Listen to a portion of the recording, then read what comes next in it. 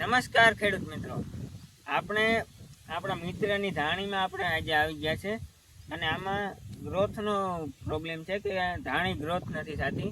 તો આપણે આજે આ વિડીયોમાં એ જાણશું કે ગ્રોથ કેવી રીતે અટકી ગઈ અને આનું શું કારણ છે. તમે જોઈ શકો છો મિત્રો, આ આપણી ધાણી છે અને આપણે આમાં યુરિયાનો છંટકાવ કરેલ છે અને 4 પાણી આપેલ છે અને પંપ દ્વારા આપણે 19-19-19 અને ફૂલ ફાલ અને નરવાઈનો પણ આપણે છંટકાવ કરેલ છે.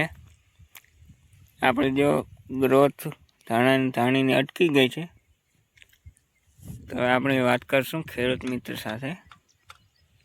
તો આપણે હવે ખેડૂત મિત્ર હારે વાત કરશું કે આમાં તેણે શું છંટકાવ કર્યો અને શું રિઝલ્ટ મળ્યું. રામ રામ ખેડૂત મિત્રો, આ આપણી 100 વીઘાની ધાણી છે. આમાં બીજા પાણીમાં પંચતત્વ કીટની દવા નાખેલ છે પાણી ભેગી. પછી પાછા ત્રીજા પાણીમાં યુરિયા ખાતર નાખેલ છે અને ફૂલફાલની દવા નાખેલ છે. તો એની ગ્રોથ નથી થતી. તો તમે કોમેન્ટમાં જણાવો કે આની ગ્રોથ વધારવા હાટુ આપણે કઈ દવાનો ઉપયોગ કરવો.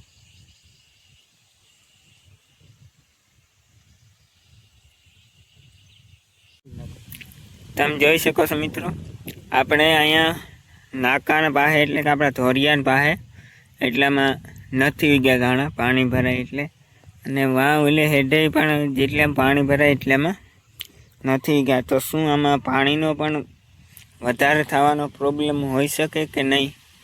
અને જો આપણે આ જવાઈનો પણ ગ્રોથ અટકી ગયો, આપણા ધાણા છે. આપણી ધાણીના હારવાર 2.5 વીઘાની જવાર કરેલ છે. બીજા પાણીમાં આમાં યુરિયા ખાતરનો છંટકાવ કરેલ છે. તો આની ગ્રોથ અટકી ગઈ, વધતી નથી. તો એ આ ગ્રોથ વધારવા હાટું આપણે શું કરવું?